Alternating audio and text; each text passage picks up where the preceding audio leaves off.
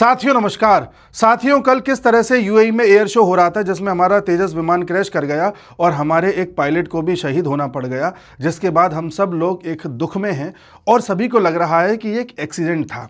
लेकिन इस बात को पचा पाना बड़ा मुश्किल है कि ये एक एक्सीडेंट था, हो सकता है एक सैबोटेज भी था, यानी कि इसमें कुछ ना कुछ जानबूझ के ऐसा करवाया गया था जिससे कि ये क्रैश कर जाए और हमारा तेजस विमान जो भारत में बना हुआ है इसकी उस तरह से बिक्री ना हो पाए जिस तरह से होनी चाहिए। पूरी दुनिया में जैसा कि आप जानते हैं कि इस बात की होड़ मची रहती है कि किसके डिफेंस के पार्ट्स, किसके डिफेंस के इक्विपमेंट्स कितने ज़्यादा बिकेंगे। अमेरिका दुनिया में इधर की उधर, उधर का इधर करता रहता है। क्यों? क्योंकि उसे अपनी डिफेंस इंडस्ट्री चलानी होती है। रशिया का भी यही हाल है। दुनिया में America, Russia, France, UK, China जैसे देश इसी चीज़ में आगे लगे रहते हैं कि कैसे उनकी डिफेंस इंडस्ट्री चलती रहे। हम सबको लगता है कि दो देशों में एक नेचुरल फाइट हो रही है, लेकिन जब उसकी गहराई में जाते हैं तो पता चलता है कि ये फाइट करवाई गई है जिससे कि अपने हथियार बेचे जा सकें। 2014 में जब भारत हथियार बेचता था तो हथियार बेचने के मामले में भारत का जो टोटल भारत को जो फायदा होता था वो लगभग 684 करोड़ का होता था। यानी एक साल में हम 684 करोड़ के डिफेंस इक्विपमेंट बेचते थे, जो अब 2024-25 में बताया जाए तो लगभग 23,000 करोड़ रुपए से भी ज्यादा के बेच रहे हैं। भारत के इस एम्बिशन को देख करके जाहिर सी बात है बड़े बड़े देशों को मिर्ची लगेगी। तो कल जो हमारे विमान के साथ हुआ ये एक एक्सीडेंट था, इस बात को पचा पाना मुश्किल है। आप कहेंगे इतनी सी बात से आप कह रहे हैं हो सकता है एक्सीडेंट हो, बड़े बड़े विमानों के साथ होता है, जाहिर सी बात है यूएसए के विमानों के साथ होता है, रशिया के विमानों के साथ होता है, चाइना वालों के साथ भी होता रहा है, तो ठीक है हमारे साथ भी हो गया। लेकिन जब मैं आपको बताऊंगा ना कि पिछले 5-6 दिन में जो इवेंट घटे हैं उससे आप भी इस बात पर संशय करेंगे कि ये एक नेचुरल इवेंट नहीं था। देखिए, पिछले 17 नवंबर से लेकर के 21 नवंबर तक, जाहिर सी बात है ये 4-5 दिन ही है, इन्हीं में इतना कुछ हो गया है कि जब आप जानेंगे तो आप हैरान हो जाएंगे कि ये एक नेचुरल चीज नहीं थी। देखिए कैसे। सबसे पहले तो मैं आपको बताऊं, 5 दिन पहले की बात है, यूक्रेन ने फ्रांस से कहा कि हमें आपके रफाइल विमान चाहिए और लगभग 100 चाहिए, आप हमें दीजिए।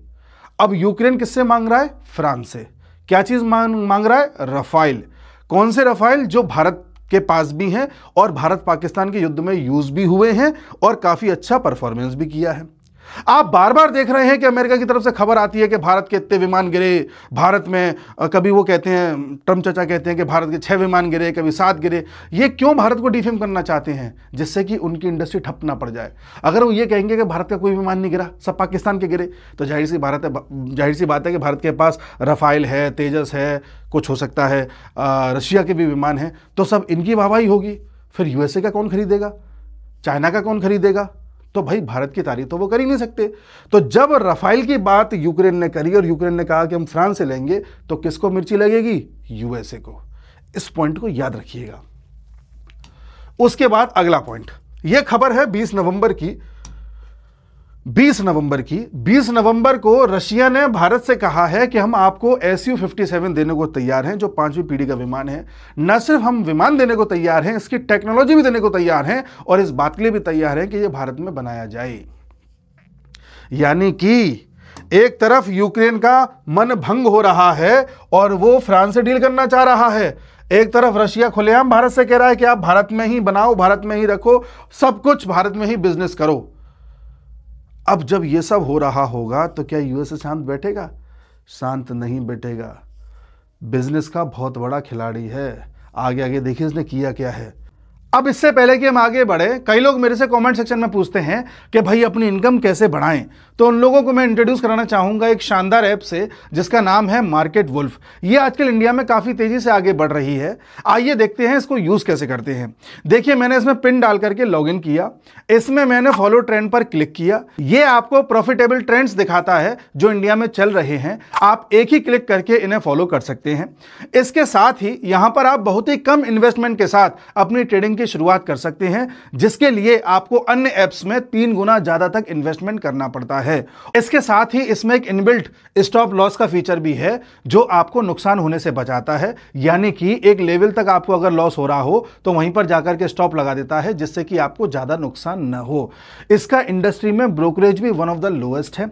ये देखिए प्रॉफिट ट्रेंड के हिसाब से मूव कर रहा था, मैंने स्टॉप ट्रेड का ऑप्शन क्लिक किया और मुझे इतने कम समय में 1306 रुपए का प्रॉफिट भी हो गया। इस पूरी फैसिलिटी को आप लाइफ टाइम के लिए 99 रुपए में यूज कर सकते हैं। आप यहां सब कमोडिटीज यानी कि गोल्ड, सिल्वर, नेचुरल गैस या क्रूड ऑयल का भी ट्रेड कर सकते हो, वो भी सुबह 9 बजे से लेकर के रात को 12 बजे तक। मार्केट वुल्फ आपको फ्री रिकमेंडेशन भी देता है। ये देखिए लोगों ने एक ही दिन में यानी कि 14 तारीख को 12,240 रुपए का प्रॉफिट बुक किया, जून में 70,468 रुपए का प्रॉफिट बुक किया, जुलाई में 59,696 का प्रॉफिट बुक किया, अक्टूबर में 58,207 रुपीज का प्रॉफिट बुक किया, और इन सब में किसी भी तरह के प्रॉफिट पर मार्केट वुल्फ ने कोई भी कमीशन नहीं लिया।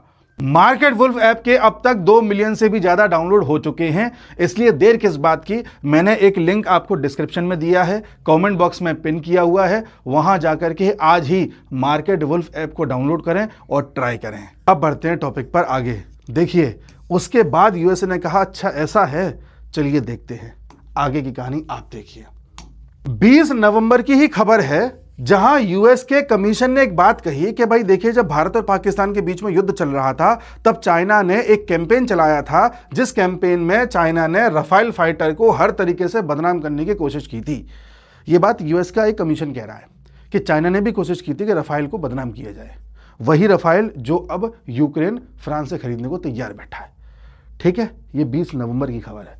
आगे देखिए यह 7 नवंबर की है, थोड़ी पुरानी है, जब राजनाथ सिंह जी ने, सबसे पुरानी खबर यही है इसी महीने की, राजनाथ सिंह जी ने यह कहा था कि अगले साल तक जहां तक है भारत अपना खुद का जेट इंजन बनाने लग जाएगा।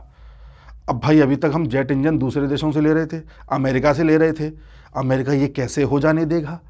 अब 7 नवंबर को हमारे राजनाथ सिंह जी इस बात को कह रहे हैं, उसके 10 दिन बाद से ही खबरें आना स्टार्ट हो जाती हैं। 17 को एक खबर आती है, 20 को कई सारी खबरें आती हैं, और खबरें देखिए 20 की ही खबर है जहां पर यूएस ने भारत के साथ एक डील करी है और भारत ने कहा है कि हमें तत्काल प्रभाव से इमरजेंसी में भारत को $93 मिलियन की जेवलिन मिसाइल चाहिए, जो कि लगभग अभी भारत 100 मांग रहा है यूएस से।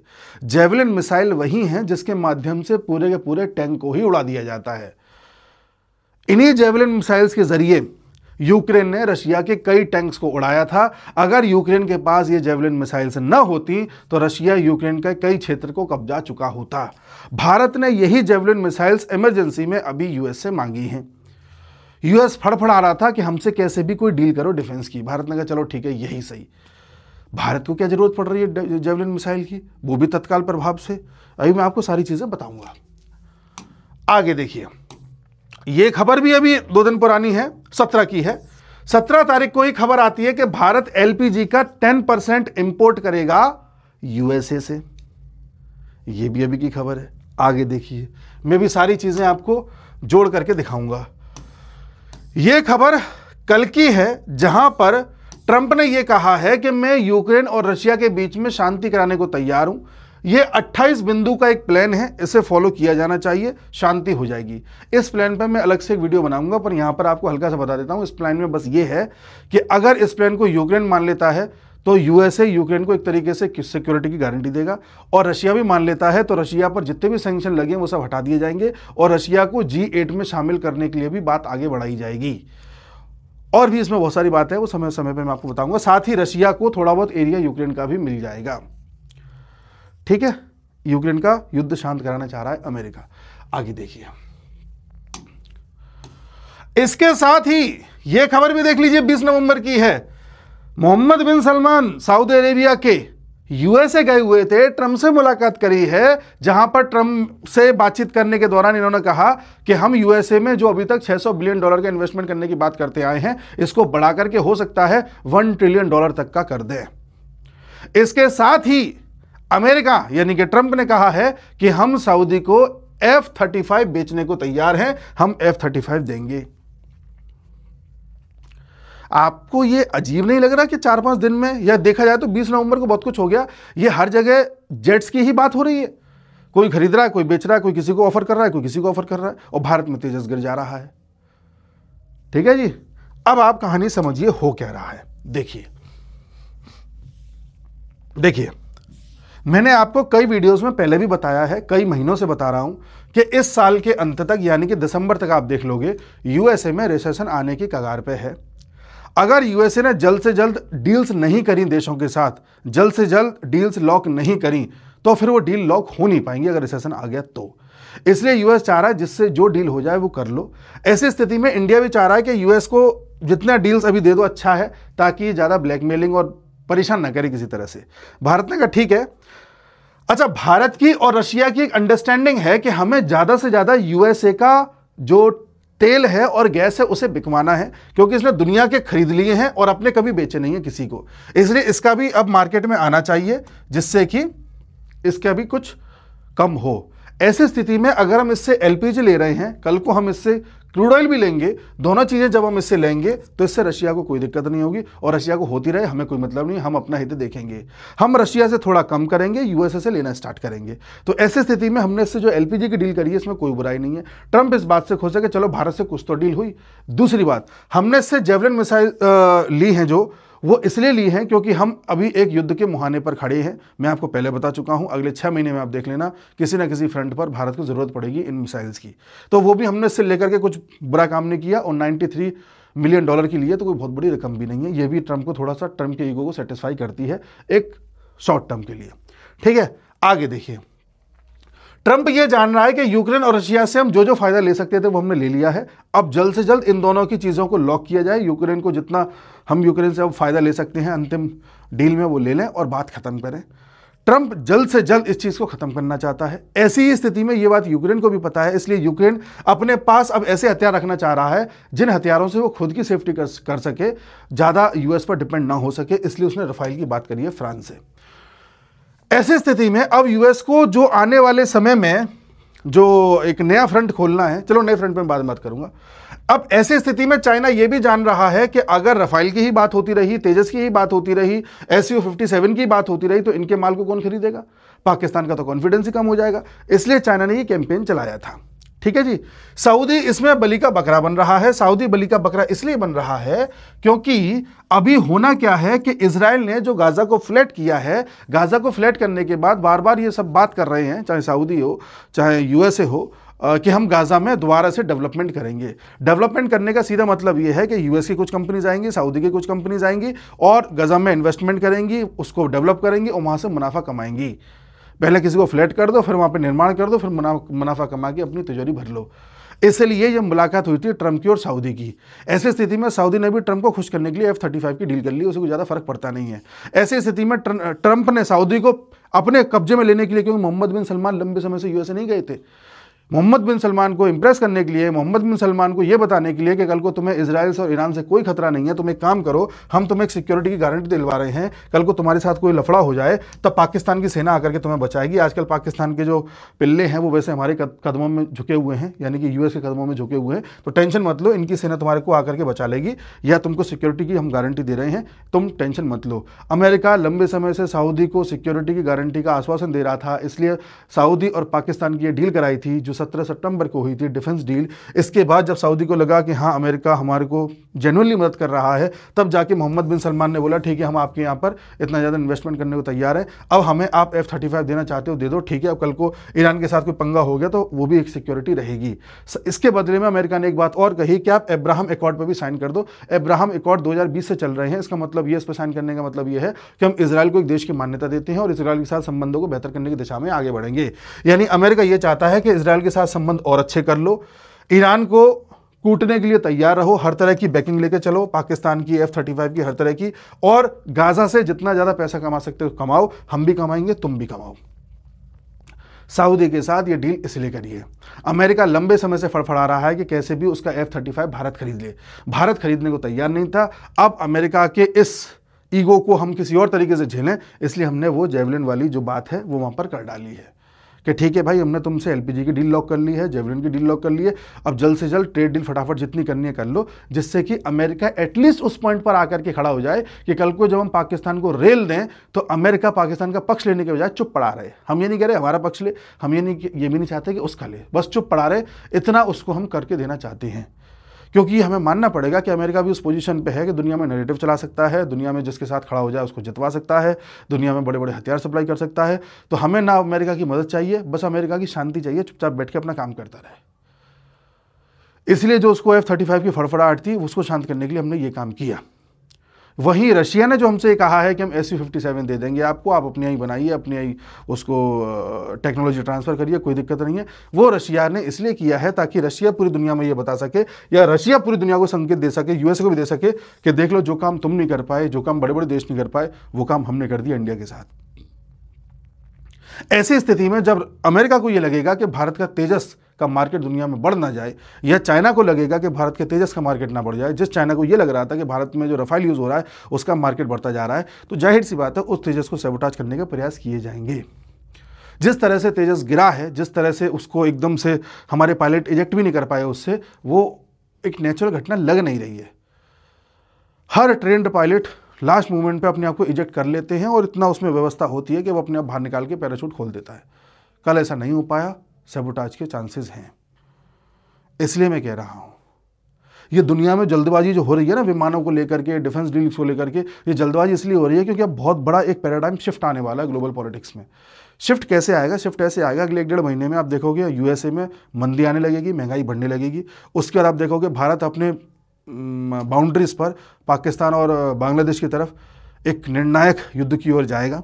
उसके बाद आप देखोगे कि रशिया यूक्रेन की जो पीस डील है, जैसे कह रहा है अमेरिका, वो भी किसी निर्णायक दिशा की ओर जाएगी।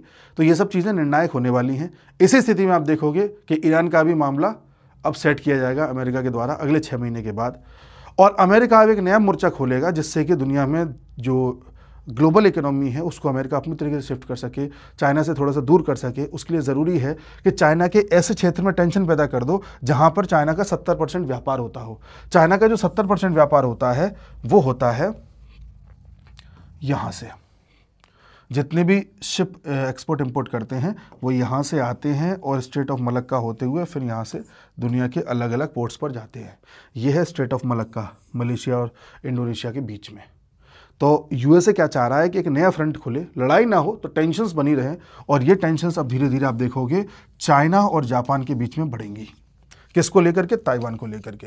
पिछले कई महीनों में चाइना जापान के कुछ आइलैंड्स के इर्द गिर्द कभी अपनी नेवी लेके जा चुका है, कभी अपने विमानों को ऊपर एयर स्पेस में लेके जा चुका है, कभी चाइना की जो कोस्ट गार्ड है वो जा चुकी हैं। किसी न किसी तरह से जापान को टेंस करने का चाइना प्रयास कर रहा है। वहीं जापान के पीएम ने भी बयान दे दिया है कि अगर ताइवान को लेकर के चाइना ने बड़े कदम उठाए तो हो सकता है जापान भी बीच में कूद पड़े।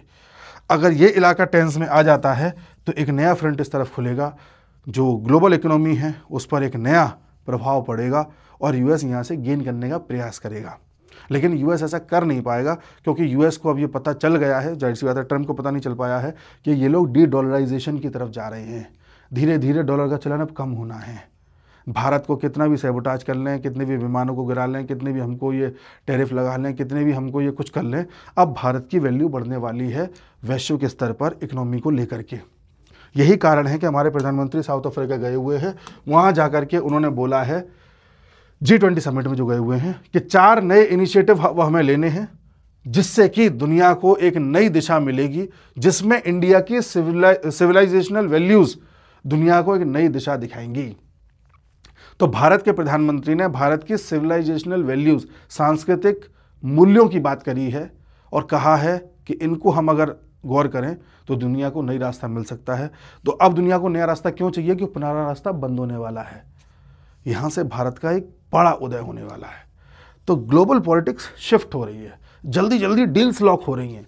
इसमें कोई ज़्यादा अगर उछल रहा है तो उसको दबाने का प्रयास किया जा रहा है। कोई लंबे समय से युद्ध में है उसे कंक्लूड करने का प्रयास किया जा रहा है।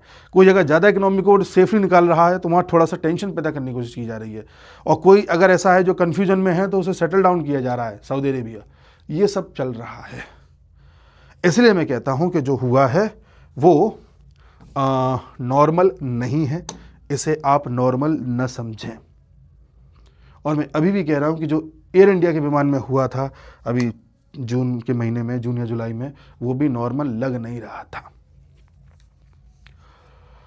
अभी एयरफोर्स ने बोल दिया है कि इस पर हम पूरी तरह से जांच करेंगे जो तेजस के साथ हुआ है। देखते हैं जांच में क्या निकलता है।